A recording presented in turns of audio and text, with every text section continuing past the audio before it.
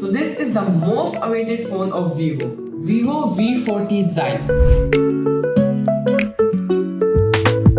I'm so excited. Let's unbox it.